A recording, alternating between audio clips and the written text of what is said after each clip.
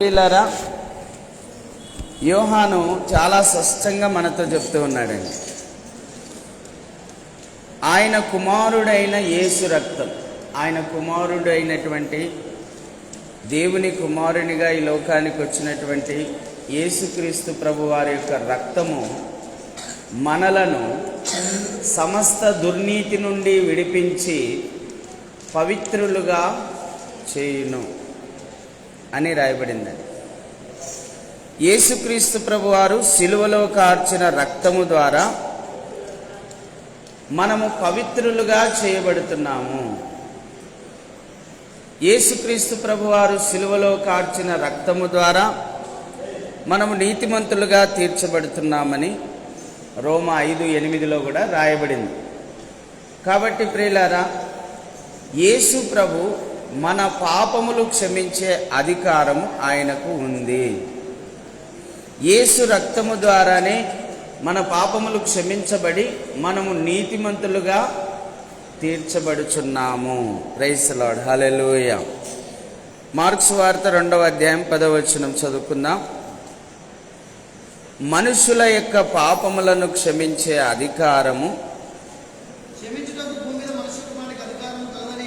అధికారము కలదని మీరు తెలుసుకొనవలనని వారితో చెప్పి పక్షవాయు గల వాణిని చూచి నువ్వు లేచి నీ పరుపెత్తుకొని ఇంటికి పొమ్మని నీతో చెప్పుచున్నానెను. తక్షణమే వాడు లేచి పరిపెత్తుకొని వారందరి ఎదుట నడిచిపోయాను గనక వారందరూ విభ్రాంతి నొందిరు. చాలన్న విభ్రాంతి నొందిరు.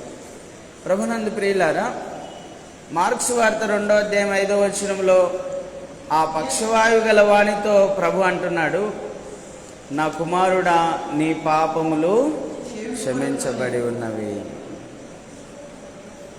మనుషుల యొక్క పాపములు క్షమించే అధికారం ఆయనకుంది.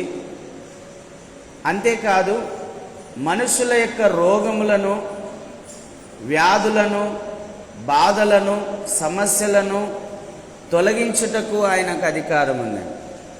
మనం అందరం కూడా ఎప్పుడు చెప్పుకుంటూ ఉంటాం కదా, పాపము వలన వచ్చు జీతము మరణమని రోమా 6:23 రాయబడింది. పాపము వలన వచ్చు జీతం, చాలా చదవద్దు. పాపము వలన వచ్చు జీతము మరణమైతే పాపము వలన వచ్చు జీతము రోగము, వ్యాధి, బాధ, శ్రమ, వేదన, యాతన, దప్పిక, కేకలు, ఇవన్నీ ఉన్నాయండి. పాపము వలనే మనకు శ్రమలు వస్తున్నాయి.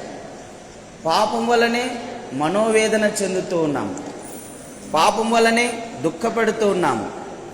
పాపం వలనే శిక్షను అనుభవిస్తూ ఉన్నాము. పాపం వలనే మనము ఈ మనోవేదన, హృదయంలో ఒక వేదనను అనుభవిస్తూ ఉన్నాము. పాపము లేనప్పుడు ఇవన్నీ ఏవి ఉండవండి. అయితే ఎప్పుడైతే ఆ పక్షవాయు గలవాని యొక్క పాపాలు ప్రభు క్షమించాడో ఆ పక్షవాయు అనే వ్యాధి కూడా తొలగిపోయిందండి. ప్రైజ్ ది లార్డ్, హల్లెలూయా.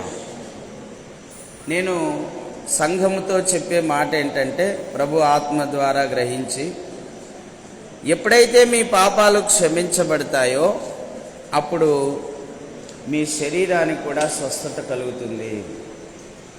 ఎప్పుడైతే మీ పాపాలు క్షమించబడతాయో అప్పుడు మీ మనసుకు కూడా శాంతి కలుగుతుంది. ఎప్పుడైతే ప్రభు ద్వారా మీ పాపాలు క్షమించబడతాయో అప్పుడు మీకు నెమ్మది కలుగుతుంది. ఎప్పుడైతే మీరు ప్రభు ద్వారా క్షమించబడతారో అప్పుడు మీకు ఆరోగ్యం కలుగుతుంది. ఎప్పుడైతే మీరు ప్రభు ద్వారా క్షమించబడతారో అప్పుడు మీకు శాంతి అనుగ్రహించబడుతుంది. ప్రైజ్ ది లార్డ్, హల్లెలూయా. కాబట్టి ఎవరైనా ఇంకా పాపక్షమాపణ పొందని వారుంటే వెంటనే ప్రభు పాదాల దగ్గర పడి, వీలైతే ఉపవాసం ఉండి ఆయన సన్నిధిలో మన పాపములన్నీ ఒప్పుకొని విడిచిపెట్టిన ఎడల ఆయన నమ్మదగిన వాడు గనక ఆయన రక్తము ద్వారా మనల్ని కడిగి పవిత్రులుగా చేసి సమస్త దుర్నీతి నుండి ఆయన మనలను విడిపిస్తాడు. Praise the lord. హల్లెలూయా. యోహాను సువార్త 8వ అధ్యాయం 11వ వచనం చదువుకుందాం. యోహాను సువార్త 8వ అధ్యాయం 11వ వచనం. ఆమె 10వ వచనం కూడా చదువుదాం. ఆయన 10, 11 రెండు చదువుదాం. యేసు తల ఎత్తి చూచి, అమ్మా, వారెక్కడ ఉన్నారు? ఎవరునూ నీకు శిక్ష విధింపలేదా అని అడిగినప్పుడు ఆమె, లేదు ప్రభువా అనెను. అందుకు యేసు, నేనును నీకు శిక్ష విధింపను, నీవు వెళ్ళి ఇక పాపము చేయకుమని ఆమెతో చెప్పాను. Praise the lord. హల్లెలూయా. గమనించండి, ఒక స్త్రీ వ్యభిచారం చేస్తూ ఉండగా పట్టబడింది. యూదామత సాంప్రదాయం ప్రకారం, ధర్మశాస్త్ర కులబద్ధ ప్రకారం, ధర్మశాస్త్ర న్యాయ విధుల ప్రకారం వ్యభిచారం చేస్తూ ఉండగా పట్టబడిన స్త్రీని కానీ పురుషుని కానీ రాళ్లతో కొట్టి చంపాలి. ఇది యూదుల యొక్క న్యాయ విధి. ఇప్పుడు వ్యభిచారమందు పట్టబడిన స్త్రీ యేసు ప్రభు దగ్గరికి వచ్చింది. అక్కడ శాస్త్రులు, పరిసయ్యులు, యూదామత ప్రవిష్టులు, పెద్దలు అందరూ కూడా వచ్చారు. యేసు ప్రభుని అడుగుతూ ఉన్నారు, ప్రభువా, వ్యభిచారము చేస్తూ ఉండగా ఈ స్త్రీ పట్టుబడింది. మోషే రాసిన ధర్మశాస్త్రం ప్రకారం ఈమె రాళ్లతో కొట్టి చంపబడాలి. మరి నువ్వేం చెప్తావు అంటే, యేసు ప్రభు ఏదన్నా చెప్తే ఆయనను తప్పుబట్టి ఎలాగైనా సరే ఆయనను ఇరికించాలి, ఆయన మీద నింద మోపి ఆయనను శిక్షించాలి అనే ఉద్దేశం ఈ శాస్త్రులది, పరిసయ్యులది, యూదామత ప్రవిష్టులది. అందుకే అడుగుతున్నారు, మోషే రాసిన ధర్మశాస్త్రం ప్రకారం ఈమెను రాళ్లతో కొట్టి చంపాలి కదా, బోధకుడా నువ్వేం చెప్తావు అని అడిగారండి. అప్పుడు యేసు ప్రభు కింద రాస్తూ ఉన్నాడు, వేలితో కింద రాస్తూ ఉన్నాడు. వీళ్ళందరికీ తెలుసు యేసు ప్రభు ప్రవక్త అని.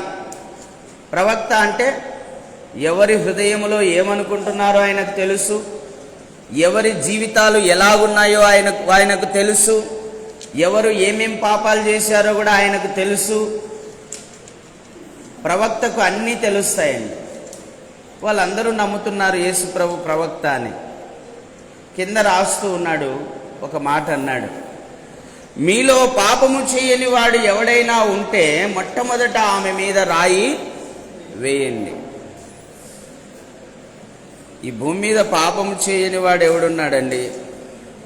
ఏమంటే కొంతమంది బయటపడుతున్నారు, కొంతమంది బయటపడ్డంలా అంతే. కొంతమంది రహస్యంగా పాపం చేస్తున్నారు, కొంతమంది బహిరంగంగా పాపం చేస్తున్నారు. తేడా అదే. ఏ భేదము లేదు, అందరూ పాపము చేసి దేవుడు అనుగ్రహించు మహిమను పొందలేకపోవచ్చున్నారు అని రోమా 3:23లో రాయబడింది. ఏ భేదం లేదు, అందరూ పాపం చేసిన వారే. ప్రభు చెప్పాడు, మీలో పాపము చెయ్యని వాడు ఎవడైనా ఉంటే మొట్టమొదటిగా ఆమె మీద రాయి వేయవచ్చు అన్నాడు అని కింద రాస్తూ ఉన్నాడు. మళ్ళా నేల మీద రాస్తూ ఉన్నాడు. రాస్తూ ఉంటే వీళ్ళు ఏమనుకున్నారంటే మన గురించి ఏమైనా రాస్తున్నాడేమో. అంతే కదండి, బుడంకాయలు దొంగ అంటే భుజాలు తడుముకున్నాడంట. కింద రాస్తూ ఉంటే వీళ్ళేమనుకున్నారు, మన గురించి ఎక్కడ రాస్తాడో. ఇదిగో ఆ నడి రేయిలో చేసిన పాపం, ఆ మొదటి రేయిలో చేసినటువంటి పాపం, ఆ తెల్లవారుజామున చేసినటువంటి పాపము, దాని గురించి ఎక్కడ నా ప్రభు బయట పెడతాడో, నా జీవితంలో రహస్యంగా చేసినటువంటి పాపాలను గురించి ఎక్కడ ప్రభు బయట పెడతాడో అని భయపడుతూ వాళ్ళు ఏం చేశారంటే ఒక్కొక్కడు రాళ్ళు పక్కనేసి వెళ్ళిపోయినారండి. ఒక్కడు కూడా మిగల్ల. ఎందుకంటే అందరూ పాపము చేయలేదా? ఎవరైనా అందరూ పాపం చేసిన వారేనండి. అందరూ వెళ్ళిపోయారు. ప్రభు అడుగుతున్నాడు, అమ్మా ఎవరును నిన్ను శిక్షింపలేదా? ఏమడుగుతున్నాడండి? ఎవరును నిన్ను శిక్షింపలేదా? అవును ప్రభువా, ఎవరు నన్ను శిక్షింపలేదు. అయితే నేను కూడా నిన్ను శిక్షింపను. నేను కూడా నిన్ను శిక్షింపను. నేను రక్షించుటకే వచ్చాను కానీ శిక్షించుటకు రాలేదు. రక్షించడానికి వచ్చాడు ఆయన, మధ్యవర్తిగా వచ్చాడు ఆయన, మన పాప శిక్షను సిలువలో భరించడానికి వచ్చాడు ఆయన. మన పాప శిక్షను తానే భరించి మనకు ఏ శిక్షావిధి లేకుండా చేయడానికి భూమి మీదకి వచ్చాడు యేసు ప్రభు.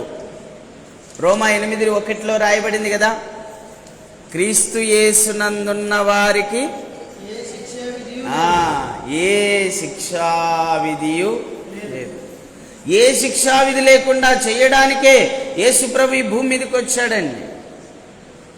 అందుకే ప్రభు అంటున్నాడు, అమ్మా నేను కూడా నిన్ను శిక్షించను. అయితే ఇక మీదట పాపము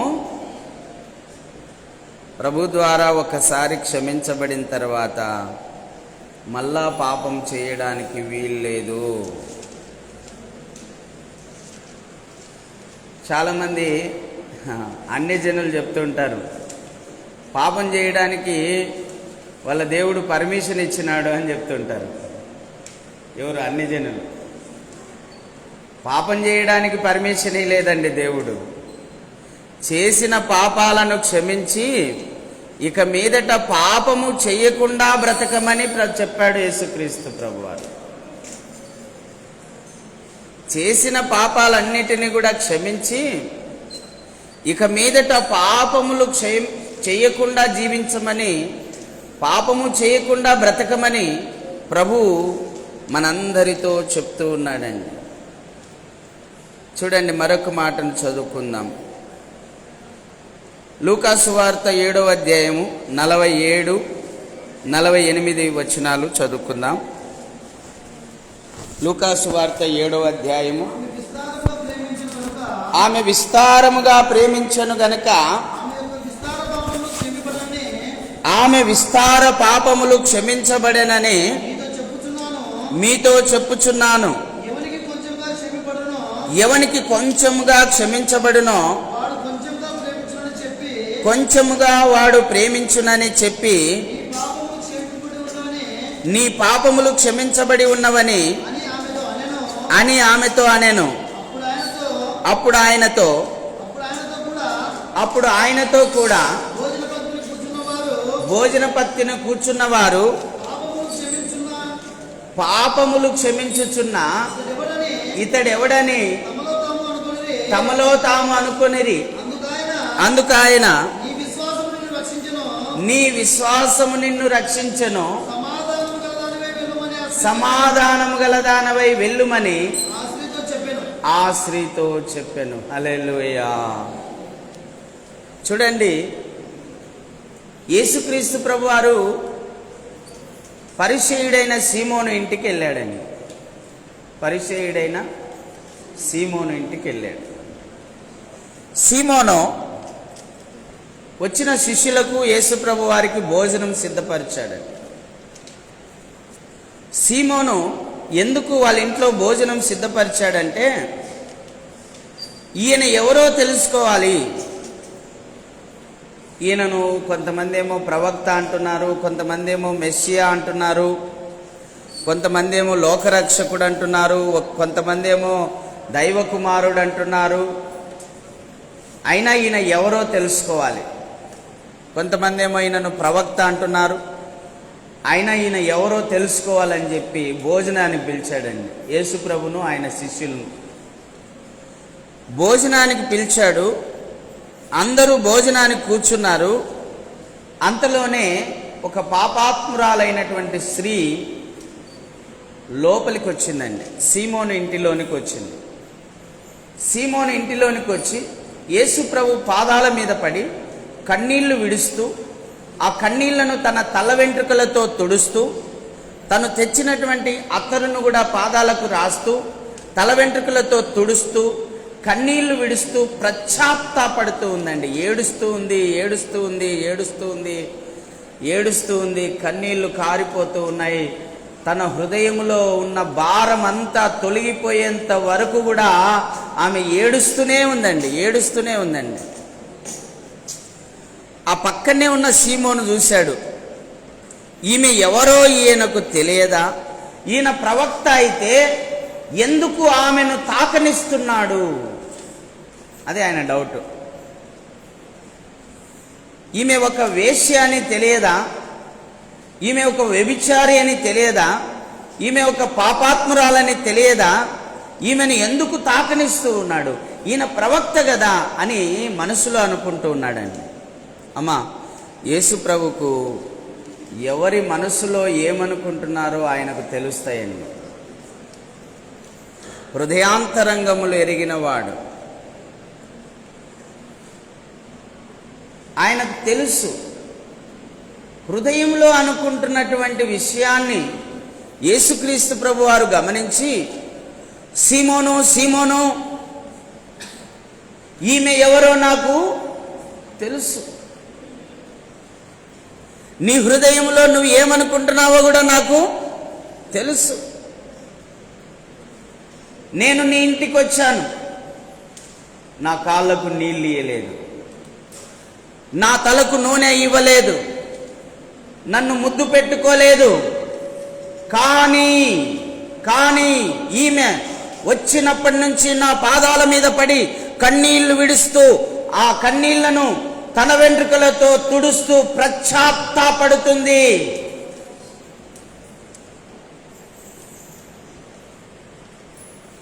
చూడండి తేడా. సీమోను ఇంటికి పిలిచినాడు కానీ కాళ్ళకు నీళ్ళు ఇయ్యలేదు, తలకు నూనె ఇయ్యలేదు, కనీసం ముద్దు కూడా పెట్టుకోలేదు. యూదుల సాంప్రదాయం ఏంటంటే ఇంటికి వచ్చిన వ్యక్తిని స్వీకరించేటప్పుడు ముద్దు పెట్టుకుంటారు, కాళ్ళకు నీళ్ళు ఇస్తారు, తలకు నూనె ఇస్తారు. కానీ అవేవీ చేయలేదు. ఎందుకంటే ఈయన మంచి మనస్సుతో వాళ్ళను పిలిచలేదు, ఈయన ఎవరో తెలుసుకోవాలని పిలుచుకున్నాడండి. మనం కూడా అంతే కదా. ఏదైనా లాభం ఉందంటే భోజనానికి పిలుస్తాం, కానీ లాభం లేదంటే భోజనానికి ఎందుకు పిలుస్తాం? లేదా వాళ్ళ గురించి ఏదైనా తెలుసుకోవాలన్నప్పుడు పిలుచుకుంటాం, లేదా వాళ్ళతో ఏదైనా సంతకం చేయించుకోవాలన్నప్పుడు భోజనానికి పిలుస్తారు. రకరకాల వ్యక్తులు ఉంటారండి భూమి మీద. వాళ్ళతో ఏదైనా లాభం ఉంటే భోజనానికి పిలుస్తాం. సీమోను కూడా మంచి మనసుతో పిలుచుకోలేదు, ఆయన ఎవరో తెలుసుకోవాలి అనుకున్నాడు. ఒకవేళ ఆయనలో ఏమైనా తప్పులు పడితే కూడా కనుక్కోవాలి, తప్పులు దొరుకుతాయేమో చూడాలి అనేటువంటి ఉద్దేశం కూడా ఆయనకుంది. అందుకే ప్రభు అంటున్నాడు, నేను నీ ఇంటిలోనికి వచ్చినప్పుడు నా కాళ్ళకు నీళ్ళు ఇవ్వలేదు, నా తలకు నూనె ఇవ్వలేదు, ముద్దు పెట్టుకోలేదు. కానీ ఈమె వచ్చినప్పటి నుంచి నా పాదాల మీద పడి కన్నీళ్లు విడుస్తూ తల వెంట్రుకలతో తుడుస్తూనే ఉంది, పశ్చాత్తాపడుతుంది, తనలో తాను కుమిలిపోతుంది, బాధపడుతుంది, తను చేసిన పాపమును బట్టి తాను పశ్చాత్తాపడుతుంది. సీమోను, నేను నీకు ఒక ఉపమానం చెప్పాలనుకుంటున్నాను. చెప్పు ప్రభువా. ఒక యజమానికి ఒకడు 500 దేనారాలు, ఒకడు 50 దేనారాలు అప్పున్నారు. వాళ్ళిద్దరూ కట్టుకోలేని పరిస్థితుల్లో ఉన్నప్పుడు వాళ్ళిద్దరిని కూడా కరుణించి, అయ్యా మేము ఈ అప్పు కట్టుకోలేని పరిస్థితుల్లో ఉన్నామని అడిగినప్పుడు ఆ యజమానుడు వాళ్ళిద్దరినీ క్షమించాడు. ఒకడేమో 500 దేనారాలు, ఒకడేమో 50 దేనారాలు అప్పు తీసుకున్నారండి యజమాని దగ్గర. వాళ్ళిద్దరూ అప్పు కట్టుకోలేని స్థితిలో ఉన్నారు కనుక వేడుకున్నారు, ఆ యజమాని క్షమించాడు. ఇప్పుడు వీళ్ళిద్దరిలో యజమానికి ఎవరు రుణస్థులుగా ఉంటారు? మీరు చెప్పగలరా? మీకు తెలిసింది చెప్పండి. 500 దేనారాలు ఒకడు క్షమించబడ్డాడు, 50 దేనారాలు ఒకడు క్షమించబడ్డాడు. మరి వీళ్ళిద్దరిలో ఎవరు ఎక్కువగా యజమానికి కృతజ్ఞత కలిగి ఉంటారు? ఎవరు ఎక్కువగా యజమానికి రుణపడి ఉంటారు? ఎవరు ఎక్కువగా యజమానిని ప్రేమిస్తారు చెప్పండి? 500 దేనారాలు కలిగిన వాడు ఎక్కువ తీసుకున్నాడు గనక, ఎక్కువగా క్షమించబడ్డాడు గనక తన యజమానిని ఎక్కువగా ప్రేమించగలుగుతాడు. ఈ 50 దేనారాలోడు ఏమనుకుంటాడు? నేను కూడా 500 తీసుకుంటే బాగుండే, నాది కూడా 500 క్షమించబడేది అనుకుంటాడు. అంటే వానికి పశ్చాత్తాపం అనేది ఉండదు. వాడు తక్కువ తీసుకున్నాడు గనక వాడు తక్కువ ప్రేమిస్తాడు తన యజమానిని.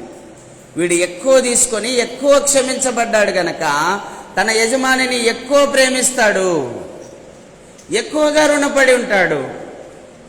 ఆ విషయాన్ని ప్రభు చెప్పాడండి.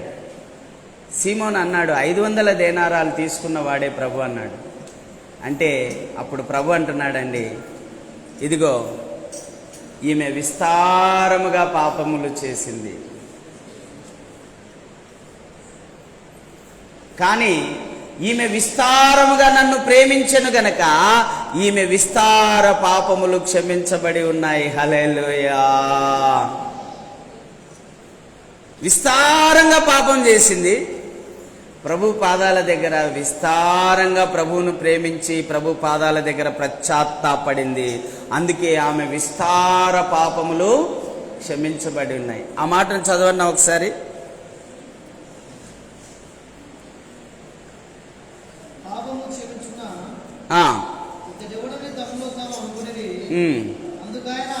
అందుకైన నీ విశ్వాసము నిన్ను రక్షించెను, సమాధానం గల దానివై వెళ్ళుమని ఆ స్త్రీతో చెప్పాను. పైన ఉంటుంది చూడన్నా, అంతకంటే పైన ఉంటుంది చూడు ఆ మాట. ఆమె విస్తారముగా ప్రేమించెను గనక ఆమె విస్తార పాపములు క్షమించబడెనని నీతో చెప్పుచున్నాను. ఎవరితో? సీమోన్తో చెప్తున్నాడు. హల్లెలూయా. ఎంత ప్రేమించిందమ్మా ఆమె? విస్తారముగా. ప్రభువును ఎంత ఎక్కువగా ప్రేమించిందో అంతగా ఆమె క్షమించబడింది. అందుకే మనం చూస్తూ ఉంటాం, ఘోర పాపాలు చేసిన వాళ్ళు రక్షించబడి సర్వస్వాన్ని వదిలిపెట్టి సువార్త సేవలో విరివిగా వాడబడుతూ ఉంటారండి. ఎందుకంటే వాళ్ళు ఎక్కువగా క్షమించబడ్డారు గనక ప్రభువును ఎక్కువగా ప్రేమించి ప్రభు కోసం తమ ప్రాణాలు సైతం పెట్టారండి. అందులో అపోస్తులైన పౌలు ఒకడు. నేను దూషకుడను, హింసకుడను, హంతకుడను, నేను దూషకుడను, హింసకుడను, హంతకుడను, హానికరుడను అయిన ఆయన నన్ను కరుణించెను అంటాడు. అందుకే ఎంత ప్రేమించాడో తెలుసా ప్రభువును? తాను శిరచ్ఛేదనం చేయబడినంతగా సేవా పరిచర్యలో వాడబడి అనేకమైన సంఘాలు కట్టి ప్రభు కోసమే జీవించి ప్రభు కోసమే మరణించాడండి. అవును, పౌలు యేసు ప్రభువును విస్తారముగా ప్రేమించాడు. ఎందుకంటే ఆయన విస్తార పాపములు చేశాడు. చివరకు యేసుక్రీస్తును నమ్మిన విశ్వాసులను కూడా చంపాడు ఆయన. యేసుక్రీస్తును నమ్మిన విశ్వాసులను తలకిందులుగా సిలువ వేశాడు. యేసుక్రీస్తును నమ్మినటువంటి విశ్వాసులను కొరడాలతో కొట్టాడు. అనేక మందిని పొడిచి చంపించాడు. అటువంటి క్రూరుడు యేసుక్రీస్తు ప్రేమను ఎరిగిన తర్వాత, యేసుక్రీస్తు యొక్క దర్శనం చూసిన తర్వాత, యేసుక్రీస్తు నిజమైన దేవుడని, లోకరక్షకుడని, దైవ కుమారుడని విశ్వసించిన తర్వాత బ్రతుకుట క్రీస్తే, చావైతే లాభం అన్నాడండి. ఎంతగా క్షమించబడ్డాడో దేవునికి అంత రుణస్థుడై దేవుని పనిని జరిగించాడు. హల్లెలూయా. హెబ్రీయులకు రాసిన పత్రిక 2వ అధ్యాయం 14-15 16, 17 వచనాల వరకు చదువుదాం. 4 వచనాలు చదువుదాం. హెబ్రీ 2:14. హెబ్రీ 2:14. కాబట్టి ఆ పిల్లలు రక్త మాంసములు గలవారైనందున ఆ ప్రకారమే మరణం యొక్క బలము గలవానిని అనగా అపవాదిని మరణము ద్వారా నశింపజేయుటకు జీవితకాలం అంతయు మరణ భయము చేత దాస్యమునకు లోబడిన వారిని విడిపించుటకు ఆయన కూడా రక్త మాంసములలో పాలివాడాయను. ఏలయనగా ఆయన ఎంత మాత్రమును దేవదూతల స్వభావమును ధరించుకొనక అబ్రహాము సంతాన స్వభావమును ధరించుకొని ఉన్నాడు. కావున ప్రజల పాపములకు పరిహారము కలగజేయుటకై దేవుని సంబంధమైన కార్యములలో కనికరమును నమ్మకమును గల ప్రధాన యాజకుడగు నిమిత్తము అన్ని విషయములలో ఆయన తన సహోదరుల వంటి వాడ కావలసి వచ్చెను. తాను శోధింపబడి శ్రమ పొందెను గనక శోధింపబడిన వారికి సహాయము చేయగలవాడై ఉన్నాడు. హల్లెలూయా. యేసయ్య నామమునకే మహిమ కలుగునుగాక. చూడండి, అక్కడ ఒక మాట చాలా బాగా రాయబడింది. నేను చదువుతూ ఉన్నాను మరొకసారి. 15వ వచనం. కాబట్టి ఆ పిల్లలు రక్త మాంసములు గలవారైనందున ఆ ప్రకారమే మరణము యొక్క బలము గలవానిని అనగా అపవాదిని మరణము ద్వారా నశింపజేయుటకు జీవితకాలమంతయు మరణ భయము చేత దాస్యమునకు లోబడిన వారిని విడిపించుటకును ఆయన కూడా రక్త మాంసములలో పాలివాడాయను. కింద 17వ వచనం చూడండి. కావున ప్రజల పాపములకు పరిహారము కలగజేయుటకై దేవుని సంబంధమైన కార్యములలో కనికరమును నమ్మకమును గల ప్రధాన యాజకుడాయను. హల్లెలూయా.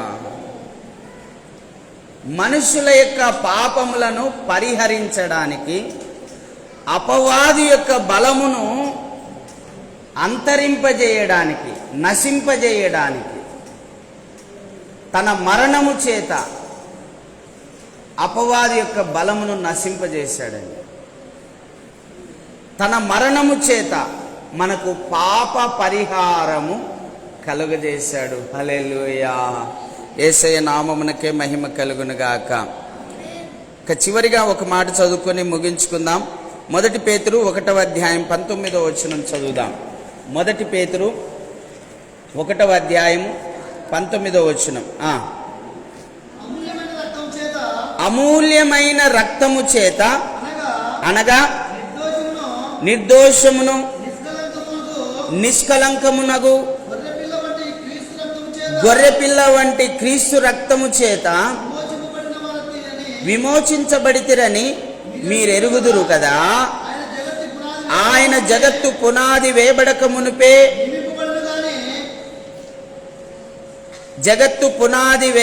మునుపే నియమింపబడెను గాని తన్ను మృతులలో నుండి లేపి తనకు మహిమనిచ్చిన దేవుని ఎడల తన ద్వారా విశ్వాసులైన మీ నిమిత్తము కడవరి కాలమందు ఆయన ప్రత్యక్షపరచబడెను. కాగా మీ విశ్వాసము నిరీక్షణయు దేవుని యందు ఉంచబడి ఉన్నవి. హల్లెలూయా. చూడండి, ప్రభు యొక్క అమూల్యమైన రక్తము ద్వారా గొర్రె పిల్ల వంటి రక్తము ద్వారా పాప పరిహారార్థముగా అర్పించబడిన గొర్రెపిల్ల, లోక పాపములను మోసుకొని పోయిన ఆ యేసుక్రీస్తు ప్రభు యొక్క రక్తము ద్వారా మనము విమోచించబడి ఉన్నాము. మా ప్రభుత్వ 2 అధికారాలు ఉన్నాయండి. మార్క్స్ వార్త 2:10 అన్నాడు, పాపములు క్షమించే అధికారం నాకు ఇవ్వబడింది అన్నాడు. మత్తయి వార్త 1:21 అంటాడు, దేవత చెప్తుంది తన ప్రజలను వారి పాపముల నుండి విడిపించును కనుక ఆయనకు యేసు అని పేరు పెట్టను.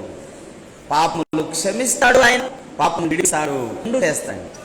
పాపము అధికారం ఆయనకుంది, పాపము నుండి విడిపించే అధికారంగా ఆయనకు ఇవ్వబడింది. ఎలాగంటే సిలువలో ఆయన రక్తమును కార్చడం ద్వారా, సిలువలో ఒక గొర్రెపిల్లలాగా వధించబడడం ద్వారా, సిలువలో ఆయన మరణం పొందడం ద్వారా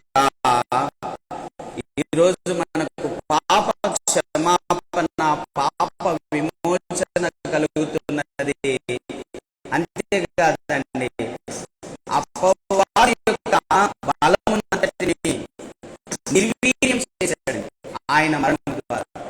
అపవాది యొక్క శక్తినంతా కూడా నిర్వీర్యం చేసి వారి కబంధ హస్తాల నుండి మనల్ని విడిపించి ఇప్పుడు తన రాజ్య నివాసులుగా మనలందరినీ కూడా చేసుకున్నాడు. కాబట్టి పిల్లరా, ఈరోజు ధ్యానాన్ని మనం చూసాం. యేసుక్రీస్తుకు మన పాపం క్షమించే అధికారం ఉంది, మన పాపం నుండి మనల్ని విడిపించే అధికారం ఉంది. అది ఎలా అంటే సిలువ ద్వారా, సిలువలో ఆయన పొందిన మరణం ద్వారా అనే విషయం ఈరోజు మనం తెలుసుకుంటున్నాం. అందుబట్టి యేసయ్య నామమునకే మహిమ కలుగుగాక. మరి వచ్చేవాను నీతి గురించి మనం ధ్యానం చేద్దాం. యేసుక్రీస్తు శిలయాగము ద్వారా మానవునికి కలిగిన నీతి, మానవునికి కలిగినటువంటి నీతిని గురించి, పరిశుద్ధతను గురించి, అలాగూ వరుస క్రమంలో 15 రకాల ఆశీర్వాదాలను గురించి మనము కొన్ని నెలల పాటు లేదా సంవత్సరం పాటు ధ్యానం చెబుతున్నాం. ఈ విషయంగా